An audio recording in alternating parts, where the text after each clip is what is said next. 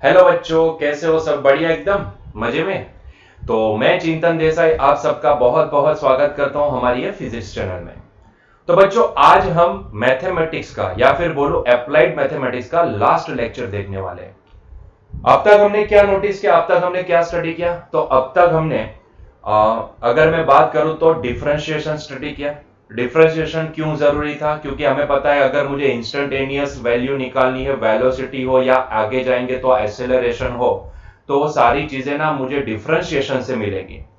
तो उसका उल्टा भी हमने स्टडी किया, क्योंकि कई बार प्रॉब्लम ऐसे भी आ जाता है कि भैया x से v निकालना है तो डिफरेंशिएशन करना पड़ेगा। लेकिन सोचो अगर v से x निकालने को बोलेंगे, मतलब कि वेलोसिटी का कोई फॉर्मूला दिया गया होगा, टाइम का फंक्शन दिया गया होगा, मुझे बोलेंगे कि भैया ये x का उसके रिस्पेक्ट में मुझे पोजीशन का टाइम के साथ क्या रिलेशन है वो निकालो, तो तब मुझे इंटीग्रेशन की जरूरत पड़ेगी। यस और नो? तो ये इंटीग्रेशन डिफरेंशिएशन ये दोनों हमें स्टडी करने पड़ते हैं। अभी इसमें और एक टर्म ऐड होने वाली है, that is the definite integral. बच्चों, अब तक जो भी हमने इंटीग्रेशन किया ना, अभी जो भी रूल हमने स्टडी किया ना, वहां पे कहीं पे भी हमने इंटीग्रेशन को किसी रेंज में बांधा नहीं था, किसी रेंज में हमने बाउंड नहीं किया था। लेकिन अभी जो हम करने वाले हैं ना, वो यही करने वाले कि इंटीग्रेशन को क्या करेंगे, हम किसी पर्टिकुलर रेंज में बाउंड कर देंगे। So now integration will be limited. Integration को हम क्या करने वाले, लिमिट करने वाले। जैसे कि यहां पे है, मान लो कि मेरे पास ये ग्राफ जो भी है उसको ध्यान से देखो।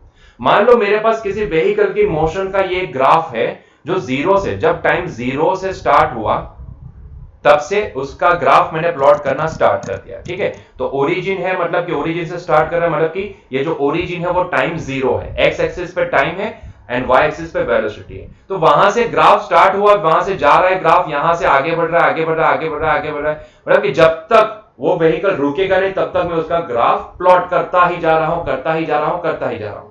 ठीक है, अभी मुझे क्या करना है, यहां पे ध्यान से सुनना। अभी मुझे इसका इनफाइनाइट ग्राफ नहीं देखना है। मान लो बच्चों में ये जो व्हीकल है ना, इसकी मोशन को पर्टिकुलर टाइम के इंटरवल में ऑब्जर्व करना चाहता हूं। जैसे कि यहां पे time t is equals to a से लेके, यहां से लेके यहां के इंटरवल में, बस इतने ही छोटे इंटरवल।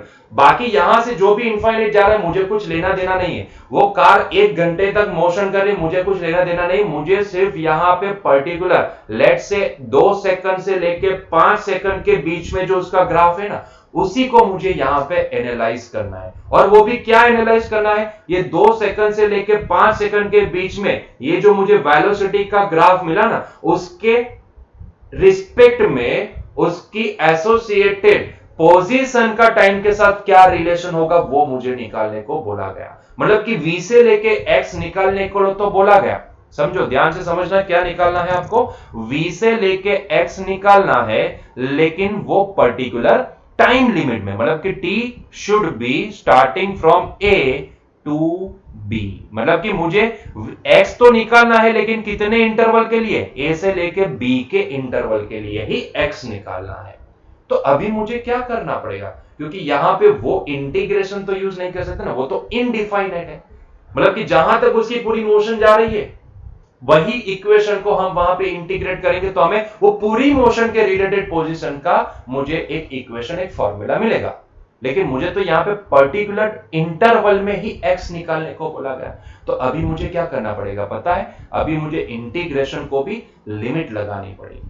मतलब कि भैया तुम्हें यहां से लेके यहां तक ही इंटीग्रेट करना है, आगे पूरा इंटीग्रेशन नहीं करना है। अब तक जो कर रहे थे ना वो क्या था, starting from zero to infinite तक, जब तक वो मोशन कर रहा है वहां तक का पूरा इंटीग्रेशन लेते थे, इसीलिए इसको बोला जाता है इनडिफाइनाइट इंटीग्रल। लेकिन अभी क्या करने वाले हैं, अभी उसको पर्टिकुलर रेंज में बाउंड करने वाले हैं। Yes no? और उसको बोलेंगे क्या, डिफाइनाइट इंटीग्रल। और बच्चों ये बहुत ही आसान है, ये करना बहुत ही आसान है। आपको जस्ट यहां पे एक फॉर्मूला, छोटा सा पॉइंट याद रखना है, तो डिफाइनाइट इंटीग्रल भी आपको समझ में आ जाएगा। बच्चों तो यहां पे डिफाइनाइट इंटीग्रल में कैसे लिखूंगा, ध्यान से देखना। मैं डिफाइनाइट इंटीग्रल को ना ऐसे शो किया जाता है, जैसे कि यहां पे मैं x ऑफ टी निकालना चाहता हूं। तो मेरे लिए x ऑफ टी जो भी निकालना है उसके लिए मुझे इंटीग्रेशन करना पड़ेगा यही v ऑफ टी का, तो मैं इसको लिखूंगा v ऑफ t dt, ठीक है, integral v of t dt। बस फर्क क्या आएगा यहाँ पे, इतना तो आपको पता है कि x of t is equal to integral v dt होता है, यस और नो, ये तो समझ में आता है। लेकिन यहाँ पे फर्क ये है कि वहां पे पूरा इंटीग्रेशन, जहां तक वो मोशन हो रही थी, जहां तक हमें वेलोसिटी का प्लॉट मिल रहा था, पूरे प्लॉट का वहां पे इंटीग्रेशन कर रहे थे। यहाँ पे ऐसा नहीं करना है, क्योंकि यहाँ पे मुझे पर्टिकुलरली चॉइस मुझे दी गई है कि भैया मुझे टाइम ए से लेके बी तक ही मुझे इसको इंटीग्रेट करना है। So I am just bounding that integration. तो मैं क्या करूंगा, यहाँ पे लोअर लिमिट लगाऊंगा ए एंड अपर लिमिट लगाऊंगा बी। तो ये जब भी आप ऐसे a से b ऐसे लगाते हो ना, इसका मतलब होता है a से b तक इंटीग्रेशन। तो इसका मतलब कहीं ना कहीं ये निकलता है कि you are bounding that integration. मैं अभी उसको a से लेके b के बीच में ही इंटीग्रेट कर रहा हूं, यस नो। तो आई am just bounding that integration. तो बच्चों ये जो a है ना, इसको बोला जाता है लोअर लिमिट या फिर लोअर रेंज, और इसको बोला जाता है अपर लिमिट या फिर बोलो अपर रेंज। तो a जो भी है वो स्टार्टिंग पॉइंट है, b जो भी वो एंडिंग पॉइंट है, तो हमें a और b के बीच में ही इंटीग्रेशन करना है। तो जब भी इंटीग्रेशन के ऊपर एंड नीचे ऐसे हम लिमिट लगा देते हैं, तो वो बन जाता है अभी डिफाइनाइट इंटीग्रल। और ये डिफाइनाइट इंटीग्रल कैसे सॉल्व होता है, तो बच्चों ये सॉल्व करना भी बहुत ही आसान है, ध्यान से समझना। जैसे इंटीग्रेट करते थे ना, वैसे आपको इंटीग्रेशन तो करना ही है, लेकिन ये रेंज का क्या करना है, बस वही आपको समझना है। अब तक क्या करते थे, इंटीग्रेशन करके छोड़ देते थे, लेकिन अभी उसको छोड़ना नहीं है, इंटीग्रेशन तो करना है, लेकिन उसके बाद ये जो रेंज प्रोवाइड की गई ना, वो रेंज को आपको वैल्यू के तौर पे प्लेस भी करना है। मतलब कि इंटीग्रेशन के बाद एक और स्टेप आपको फॉलो करना है, ठीक है, वो होता है substituting the value of range, ठीक है। इंटीग्रेशन एज इट इज जैसे करते थे वही सारे रूल यहां पे भी अप्लाई होंगे, वही सारी चीजें यहां पे भी अप्लाई होगी। बस फर्क क्या आएगा, फर्क एक स्टेप ज्यादा यहां पे परफॉर्म करना पड़ेगा, एंड वो इंटीग्रेशन के बाद आपको वैल्यू भी प्लेस करनी है, किसकी, ये जो आपको ए से बी की जो रेंज प्रोवाइड की गई है उसकी, ठीक है। तो यहां पे मान लो बच्चों की इसका इंटीग्रेट करने से मुझे मिला एक एक्स ऑफ टी, ठीक है, वेलोसिटी के इंटीग्रेशन करने से क्या मिलता है, पोजीशन का फंक्शन, ठीक है। तो x ऑफ टी मिला, लेकिन यहां पे x ऑफ टी, अब तक क्या करते थे, x ऑफ टी आ गया, बात खत्म, यहीं से हमारा इंटीग्रेशन खत्म हो जाता था। लेकिन अभी और एक स्टेप आगे बढ़ना है, मतलब कि अभी still we have not substituted that limit, तो अभी हमें वो लिमिट को भी प्लेस करना है, ठीक है। तो अभी ये इंटीग्रेशन होके x ऑफ टी तो मिला, अभी क्या करना है, एक स्टेप और परफॉर्म करना है, मतलब कि ये जो upper limit and lower limit है उसको प्लेस करके मुझे एक पर्टिकुलर वैल्यू निकालनी है, यस और नो। तो एक स्टेप जो ज्यादा मुझे परफॉर्म करना है वो क्या होगा यहां पे, तो बच्चों ये होगा x of b minus x of a। क्या होगा वो, x of b minus x of a। अगर मैं इसको बोलूं तो अपर लिमिट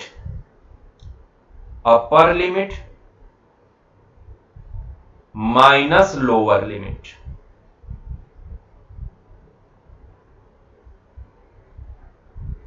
ठीक है। तो इंटीग्रेशन करने के बाद जब भी डिफाइनाइट इंटीग्रल होता है, तो इंटीग्रेशन खत्म हो जाने के बाद आपको एक लास्ट स्टेप परफॉर्म करना होता है, and that is upper limit minus lower limit. मतलब कि वो जो फंक्शन मिलेगा ना आपको एक्स ऑफ टी का, वहां पे टी की वैल्यू पहले, अपर लिमिट क्या है बी, तो पहले बी प्लेस करो एंड उसका वैल्यू निकालो, उसमें से किसको सब्ट्रैक्ट करना है, तो वही फंक्शन अगर आप टी की ए वैल्यू प्लेस करते हो और तब जो वैल्यू आती है उसको सब्ट्रैक्ट करना है। तो ये सब्ट्रैक्शन के बाद जो फाइनल आंसर आएगा ना बच्चों, that will be the particular answer, yes और नो। तो ये एक लास्ट स्टेप आपको परफॉर्म करना है, जिसको हम याद कैसे रखेंगे, अपर माइनस लोअर। कैसे याद रखेंगे, अपर लिमिट माइनस लोअर लिमिट। कैसे पता चलेगा कि ये डिफाइनाइट इंटीग्रल वाला केस है, तो बच्चों जब भी आपको डिफाइनाइट इंटीग्रल वाला केस आइडेंटिफाई करने को दिया जाएगा ना, तब आपको या तो इंटीग्रेशन पे ऐसी लिमिट लगाई जाएगी, मतलब कि यहां से आप पता लगा सकते हो, अगर वो इनडिफाइनाइट होता तो यहां पे ए और बी की वैल्यू लिखी नहीं होती।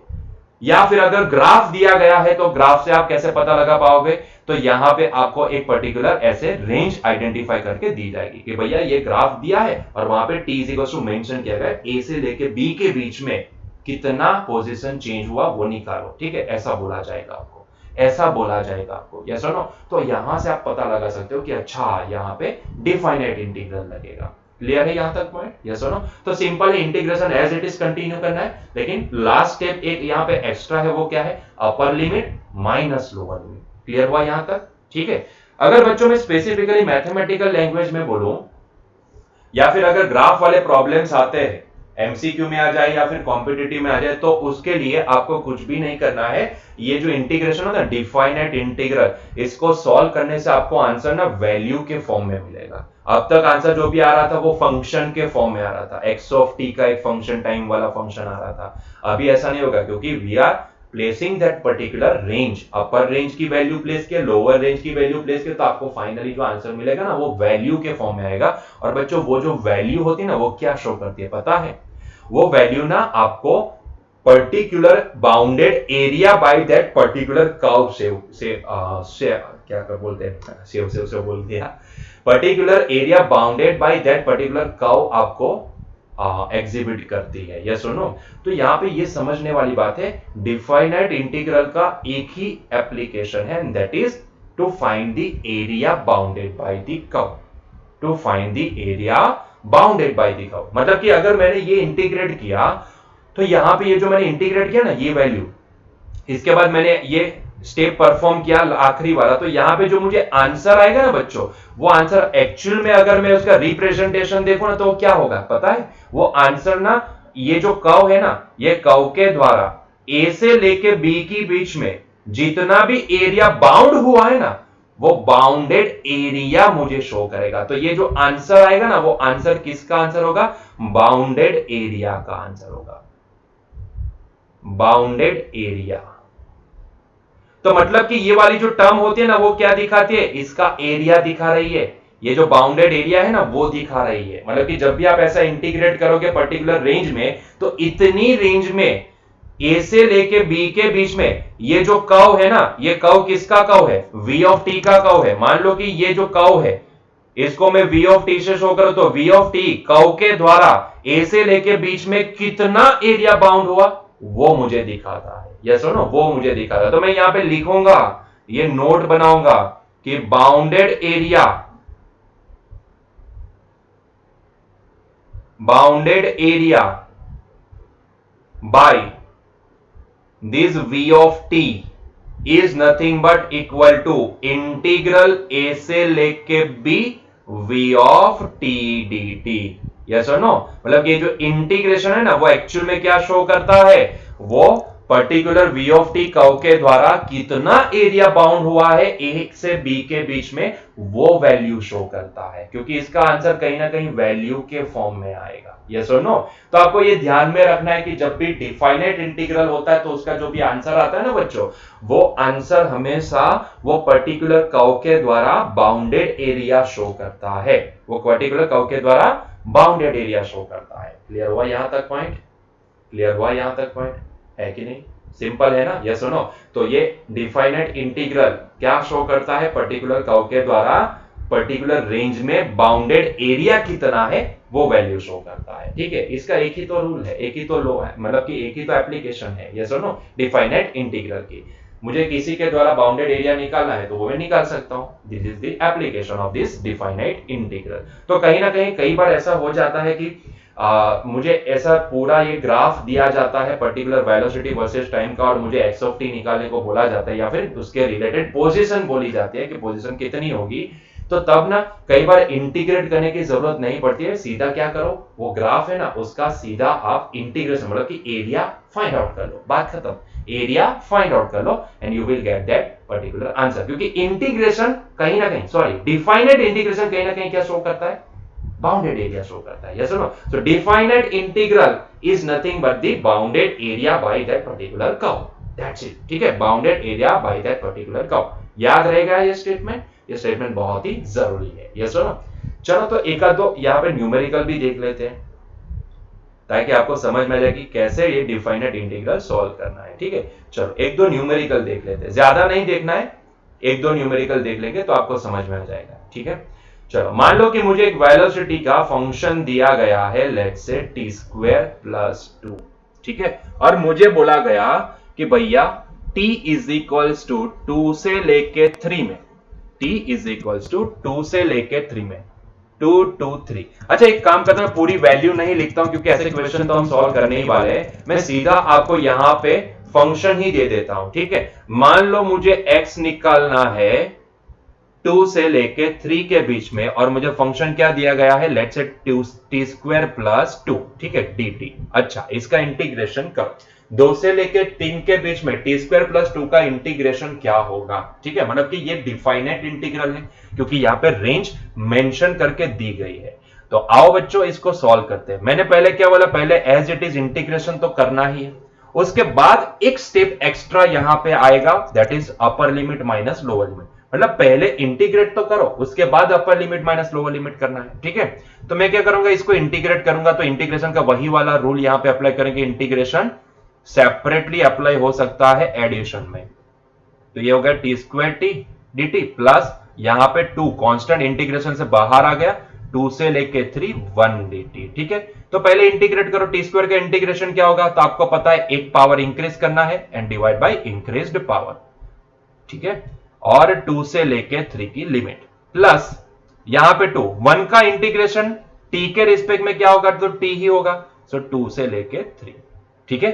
चलो यहां पे देखो, अभी यहां तक हम ना यहां पे आंसर मतलब कि क्वेश्चन को एंड कर देते थे जब भी इनडिफाइनाइट इंटीग्रल था तब, लेकिन अभी उसको एंड नहीं करना है, ठीक है। अभी यहां पे एक आखिरी स्टेप भी अप्लाई करना है, that is the upper limit minus lower limit. तो अभी मैं क्या करूंगा, अपर लिमिट माइनस लोअर लिमिट, मतलब कि पहले अपर लिमिट को टी की जगह पे प्लेस करो।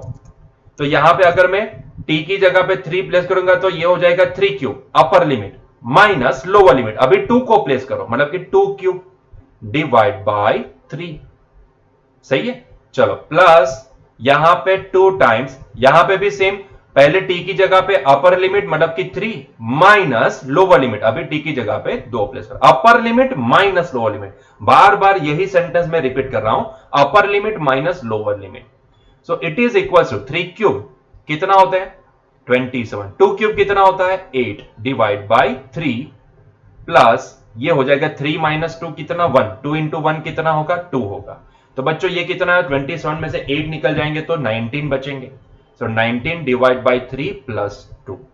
अगर मैं एलसीएम वगैरह ले लूं तो यहां पे 3 2 6 हो जाएगा, 19 प्लस 6 कितना होगा 25, 25 डिवाइड बाई 3। क्या बच्चों आपने ये नोटिस किया कि इसका जो आंसर आया ना वो एक मूल्य आया, मतलब कि मैग्नीट्यूड आया, एक वैल्यू आई। डिफाइनेट इंटीग्रल जब भी आता है ना तब हमेशा आंसर ना वैल्यू आती है, वैल्यू के फॉर्म में आता है। इनडिफाइनेट जब भी होता था ना तब यहां पे आंसर क्या आता, अगर मैं इनडिफाइनेट इंटीग्रल यूज करता तो T cube by 3 plus 2t, इतना आंसर आता, मतलब कि वहां पे टी की value as it is function के फॉर्म में ही रहता आंसर, यस सुनो। और यहां पे क्योंकि डिफाइनेट है तो ये फंक्शन के फॉर्म में आंसर नहीं रहेगा, ये आंसर ना अभी वैल्यू के फॉर्म में मिलेगा। तो जब भी डिफाइनेट इंटीग्रल यूज करोगे तो 25/3 मतलब कि एक पर्टिकुलर वैल्यू के फॉर्म में आंसर आपको मिलेगा। क्लियर है यहां तक, यस और नो। तो ये होता है डिफाइनेट इंटीग्रल और उसको ऐसे सॉल्व किया जाता है, यस और नो। बहुत ही सिंपल पॉइंट है बच्चों। ये जो वैल्यू है ना उसका अगर मैं इंटरप्रिटेशन निकालू ना तो वो क्या होता है, ये 25/3 जो आया ना तो इसका इंटरप्रिटेशन एरिया के फॉर्म में मैं क्या बोलूंगा, तो दिस इज द एरिया, ध्यान से सुनना, 25/3 यूनिट स्क्वायर, यूनिट जो भी हो उसका वो उससे लेना, मीटर स्क्वायर है या सेंटीमीटर जो भी है हमें उससे लेना देना नहीं है, ठीक है। तो उसका इंटरप्रिटेशन समझो। सो 25/3 unit square is the area bounded by this 3 square plus 2 sorry t square plus 2 curve in between 2 to 3 की लिमिट, यस और नो। तो अल्टीमेटली ये क्या शो करता है, अगेन सुनो, 25/3 is the bounded area by this particular curve in 2 to 3 limit, yes or no। so 2 से लेके 3 की लिमिट में t स्क्वायर प्लस 2 के द्वारा बाउंडेड एरिया कितना होगा 25/3 यूनिट स्क्वायर होगा। क्लियर हुआ। 2 से लेके 3 की लिमिट में t स्क्वायर बाई 2 के द्वारा बाउंडेड एरिया की वैल्यू कितनी होगी 25/3 यूनिट स्क्वायर, ठीक है। क्लियर हुआ। तो ये इसका इंटरप्रिटेशन है। डिफाइनेट इंटीग्रल की एक ही एप्लीकेशन है and that is the to find the bounded area. तो कई बार ना ग्राफ से ना आप डायरेक्टली इंटीग्रेट ना करके उसका एरिया, बाउंडेड एरिया अगर आप निकाल सकते हो तो वो निकाल लो, तो वही वैल्यू आएगी इंटीग्रेशन की भी। क्लियर है यहां तक पॉइंट, ठीक है। अच्छा एक और क्वेश्चन करें, एक और क्वेश्चन करें, ठीक है। नंबर 2, लेट्स से नंबर 2, मुझे नहीं पता यहां पे कितना मेरा वीडियो आएगा लेकिन मैं यहां पे लिखता हूं, एक और क्वेश्चन कर लेते हैं, ठीक है। डोंट वरी, आगे हम हमारे यहाँ पे जितने क्वेश्चन आएंगे उसको हम सॉल्व करते जाएंगे, डोंट वरी अबाउट इट, ठीक है, डोंट वरी अबाउट इट। एक और क्वेश्चन कर लेते हैं। मान लो बच्चों मुझे यहाँ पे ना एक ग्राफ दिया गया है, अभी एक ग्राफ वाला क्वेश्चन लेते हैं, ठीक है, ताकि आपको एरिया क्या है वो समझ में आ जाए। मान लो मुझे वेलोसिटी वर्सेस टाइम का ग्राफ दिया गया है, और वो ग्राफ कैसा है पता है, ये ऐसा है,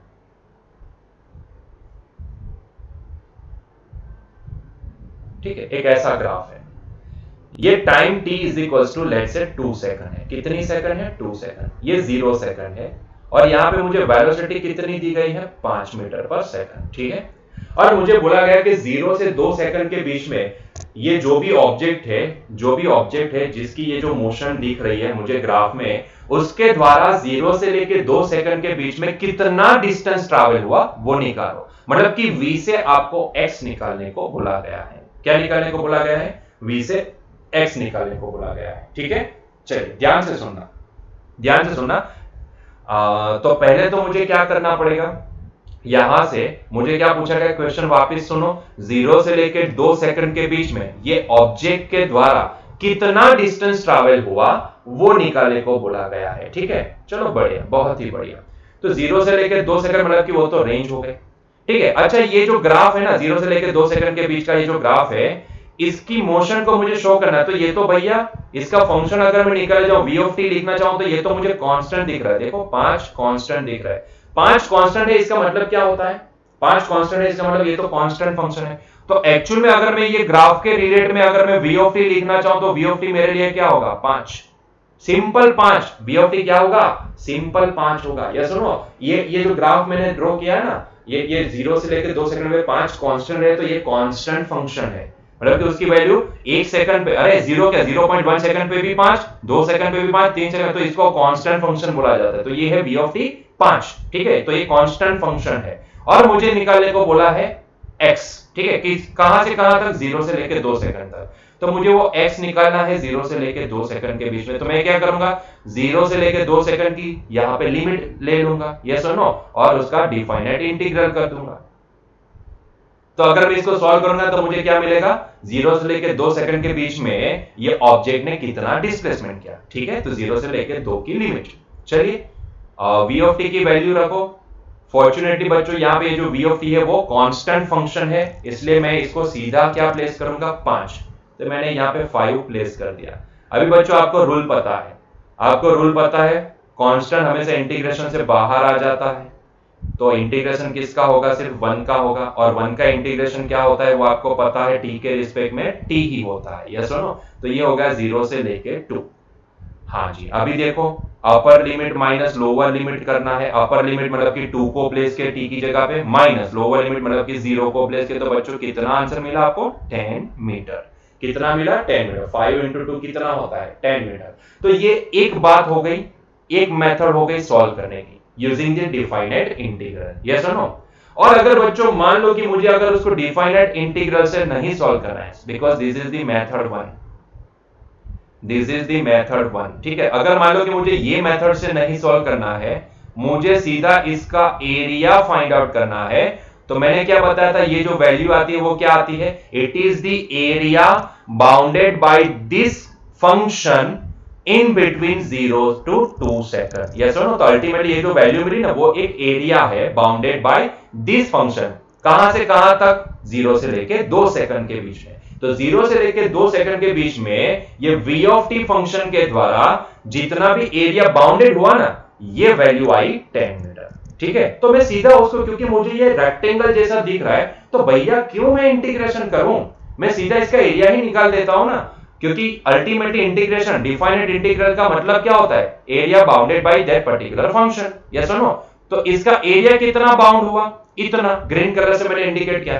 तो भैया ये x क्या है पता है? x is nothing but the area bounded by that curve, area bounded bye v of t in between 0 to 2 second. तो लगाओ इसका एरिया कितना होगा, आपको पता है एरिया कितना होगा भैया। ये तो एक रेक्टेंगल बना ना, देखो ना ध्यान से देखो, ग्रीन कलर से दिखाता हूं, यहां से यहां से यहां से यहां, ये एक रेक्टेंगल बना। रेक्टेंगल का एरिया कितना होता है? Length into, yes, height. यहां पे हाइट है ना, तो लेंथ कितनी है? 0 से लेके 2, और हाइट कितनी है 0 से लेके 5, तो सोच लो लेंथ कितनी है 2 एंड हाइट कितनी है 5, तो कितना हुआ 5 इंटू 2 या 2 इंटू 5 कितना होगा 10 मीटर। बात खत्म। चेक करो दोनों में आपको सेम आंसर मिला, यस और नो। लेकिन देखो मेथड तो कितनी इजीली सॉल्व हो गए। सीधा एरिया पता है, अरे भैया एरिया ही तो होता है, definite integral is nothing but the area bounded by that particular function. आप चाहे इंटीग्रेशन से उसको सॉल्व करो या सीधा एरिया निकालो, आंसर सेम ही आएगा। क्लियर है? तो कई बार ना टाइम सेव करने के लिए हम क्या करेंगे, या तो एमसीक्यू में क्वेश्चन आया है या तो कॉम्पिटिटिव में क्वेश्चन आता है, तो आप इंटीग्रेशन ना करके, क्योंकि आपको ना पहले ये वाले फंक्शन का फंक्शन क्या है वो पता होना चाहिए। जैसे कि यहाँ पे हमने देखा कि भैया 5 की वैल्यू कांस्टेंट रहे, मतलब कि ये फंक्शन कैसा है, कांस्टेंट फंक्शन है। तो v ऑफ t का फंक्शन हमने क्या बनाया, ओनली 5, यस और नो। तो वो फंक्शन अगर आपको पता है तो आप इंटीग्रेशन करो, ठीक है। अगर फंक्शन नहीं पता तो भैया एरिया तो फाइंड आउट कर लो। ये रेक्टेंगल का एरिया क्या आपको नहीं आता है, अरे भैया आता है ना, तो सीधा एरिया फाइंड आउट कर लो, डायरेक्टली आंसर आपको मिल जाएगा, टाइम भी बच जाएगा, यस और नो। क्लियर हुआ? तो डिफाइनेट इंटीग्रल का एक ही इंटरप्रिटेशन होता है, area bounded by that particular function. Clear है यहां तक? ठीक है। बाकी तो इंटीग्रेशन कैसे करना है वो तो हमने क्वेश्चन, ये जो न्यूमेरिकल 1 देखा उसमें समझ में आ गया होगा कि अपर माइनस लोअर लिमिट करना है, integration as it is continue करना है, उसके बाद एक स्टेप आगे बढ़ना है, that is the upper limit minus lower limit. Clear है यहां तक? यस और नो। तो यहां पे हमने एक देखा कि डिफाइनेट इंटीग्रल क्या शो करता है, उसका इंटरप्रिटेशन क्या कर सकते हैं, it is just the area bounded by that particular function, ठीक है। तो सोचो अगर डिफाइनेट इंटीग्रल एरिया शो करता है तो कभी आपके दिमाग में ये क्वेश्चन नहीं आया, तो फिर वो डिफरेंशिएशन क्या शो करेगा, डिफरेंशिएशन क्या शो करेगा। अगर डिफाइनेट इंटीग्रल एरिया शो करता है तो वो जो डिफरेंशिएशन था ना वो क्या शो करेगा। बच्चों डिफरेंशिएशन भी एक पर्टिकुलर एक वैल्यू शो करता है, वो क्या शो करता है आइए देखते हैं। हमारा लास्ट पॉइंट, आज के लेक्चर का लास्ट पॉइंट। तो हमने देखा कि इंटीग्रेशन क्या शो करता है, definite integration area bounded by that particular function show करता है, यस और नो। तो ऐसे ही अगर मैं डिफरेंशिएशन की बात करूं ना बच्चों, तो differentiation slope of that particular curve show करता है। दोनों का इंटरप्रिटेशन ये है, अगर डिफरेंशिएशन है तो वो क्या शो करेगा, पर्टिकुलर फंक्शन का स्लोप, और ये जो इंटीग्रेशन है, इंटीग्रेशन डिफाइनेट इंटीग्रेशन वो क्या करेगा, पर्टिकुलर कर्व का या पर्टिकुलर फंक्शन का एरिया शो करेगा, यस और नो। अभी कैसे ये डिफरेंशिएशन स्लोप शो करता है आइए इसका भी प्रूफ देता हूं, यस और नो। ध्यान से सुनना बच्चों। मान लो मेरे पास ये एक स्ट्रेट लाइन है, कौन सी वाली, ये ब्लू कलर वाली, ये एक स्ट्रेट लाइन है, ठीक है। यहां पे भी इंफिनिटी तक जा रही है, ये एक स्ट्रेट लाइन है जिसने एंगल बनाया 45 डिग्री का, कितना 45, with respect to positive X axis इसने एंगल बनाया 45 डिग्री का, ठीक है। तो बच्चों अगर मैं ये लाइन का स्लोप निकालना चाहूं तो स्लोप की डेफिनेशन क्या आएगी। बच्चों स्लोप की डेफिनेशन बहुत ही सिंपल है, जो मैथमेटिक्स वाले बच्चे हैं ना वो पढ़ेंगे कहां पे, मैथ्स में। आपको स्ट्रेट लाइन का एक पूरा चैप्टर आएगा, वहां पे आप उसको स्टडी करोगे। अभी के लिए मैं यहां पे अलग से लिखता हूं, slope of the straight line, slope of this straight line. दी क्यों लिखे भाई, स्लोप ऑफ स्ट्रेट लाइन। मान लो ये स्ट्रेट लाइन एल है तो इसको मैं एल से डिनोट करूं, slope of straight line L,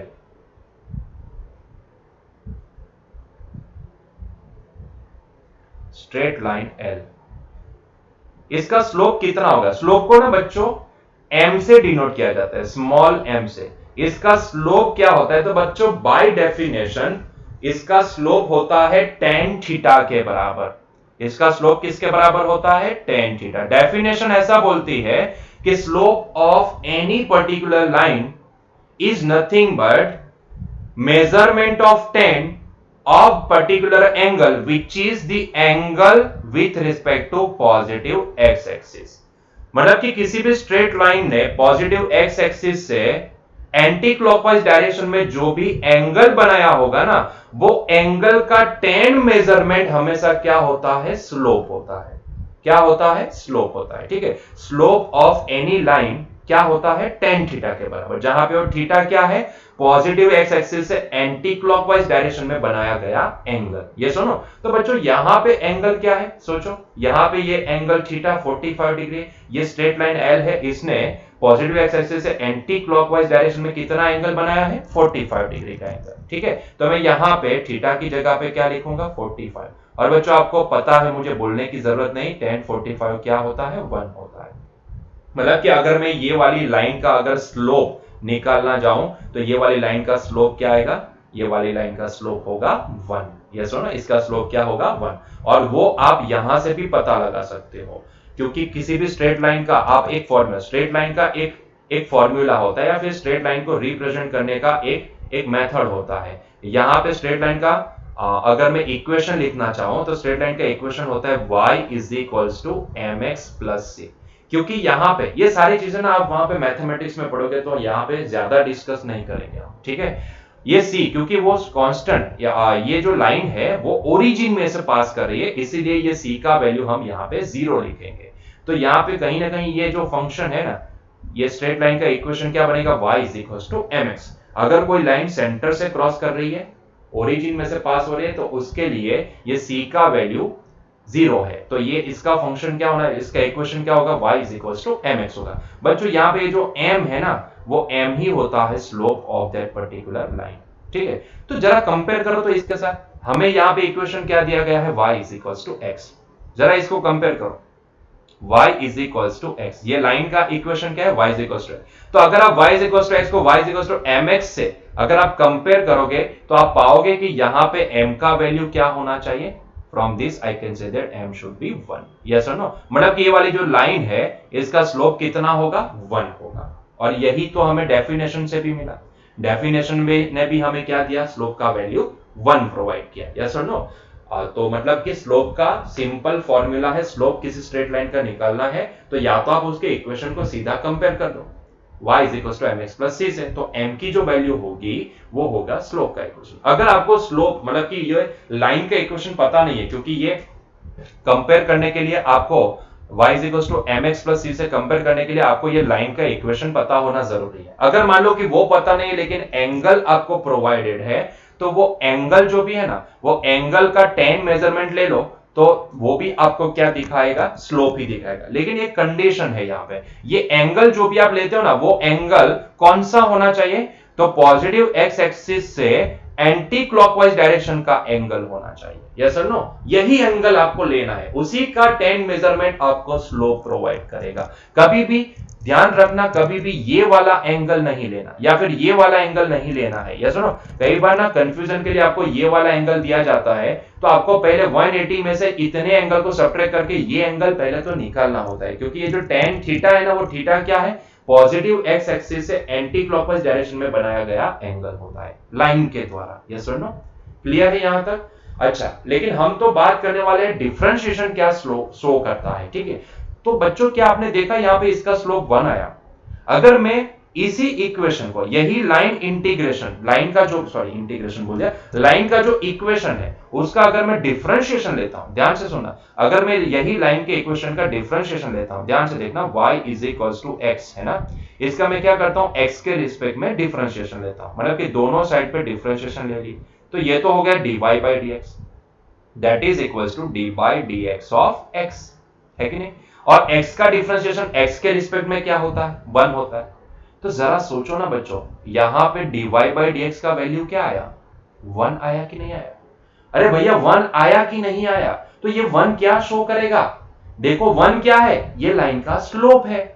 yes और नो, ये लाइन का स्लोप आपने क्या निकाला, 1। चाहे आप उसको y mx प्लस c के साथ कंपेयर करो तो भी 1 मिलेगा, चाहे आप यो tan थीटा वाला यहां पे पॉइंट लगाओ तो भी 1 मिला। अरे वो छोड़ो, ये जो लाइन है ना, उसके इक्वेशन का आप x के रिस्पेक्ट में डिफरेंशिएशन कर दो ना, तो भी आपको 1 मिला। मतलब कि कहने की बात ये है कि किसी भी फंक्शन का डिफरेंशिएशन हमेशा क्या शो करता है, वो पर्टिकुलर फंक्शन का स्लोप बताता है, स्लोप शो करता है। जैसे definite integral area, bounded area show करता है ना, उसी तरह ये डिफरेंशिएशन हमेशा पर्टिकुलर फंक्शन का स्लोप शो करता है।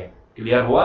तो dy बाई dx जब भी आता है तो इसका मतलब कहीं ना कहीं मैं क्या लिखूंगा, it is the slope of that particular function, it is the slope of that particular function. तो जैसे आप डिफरेंशिएट करते हो ना किसी भी फंक्शन को, तो ultimately you are finding the slope of that particular function. जैसे आप डिफाइनेट इंटीग्रेशन करते हो तो what you are finding, you are finding the area bounded by that particular function. Clear हुआ यहां तक पॉइंट? तो डिफरेंशिएशन माने स्लोप, इंटीग्रेशन माने एरिया बाउंडेड। क्लियर हुआ इतना? ये दो पॉइंट अगर दिमाग में फिट हो जाएंगे ना तो बात खत्म हो जाएगी। हमारे लिए जितने भी बाकी सारे जितने भी कंसेप्ट आएंगे वहां पे कहीं ना कहीं हम यही पॉइंट को अप्लाई कर पाएंगे। Yes no? तो डिफरेंशिएशन माने slope, integration sorry definite integration माने area bounded by that function. ठीक है, क्लियर हुआ यहां तक? तो ये हमारा लास्ट लेक्चर था किसका, अप्लाइड मैथमेटिक्स का, इंटीग्रेशन पार्ट 2।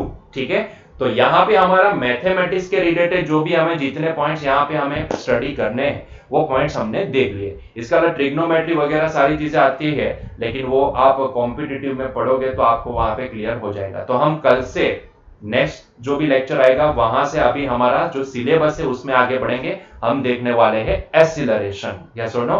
तो आई होप सो कि आपको डिफरेंशिएशन इंटीग्रेशन में अभी कोई डाउट नहीं होगा। अगर कोई डाउट है तो आप मुझे बता सकते हो। ठीक है, तो चलिए यहां पे हमारा आज का लेक्चर एंड करते हैं। उम्मीद करते हैं आपको हमारा लेक्चर पसंद आया होगा। आपका लेक्चर, हमारा लेक्चर, सभी का तो लेक्चर है, ये हम दोनों का लेक्चर है। यस सुनो? तो आपको ये लेक्चर पसंद आया होगा। अगर पसंद आता है तो प्लीज लाइक कर दो, चैनल को सब्सक्राइब कर दो, और वही सारा सेंटेंस अगर आपके कोई फ्रेंड है जो यहाँ पे फ्री में एजुकेशन लेना चाहते तो उनको भी यहाँ पे चैनल को सब्सक्राइब करो। मिलते हैं नेक्स्ट लेक्चर में। Till that enjoy your day. Bye bye.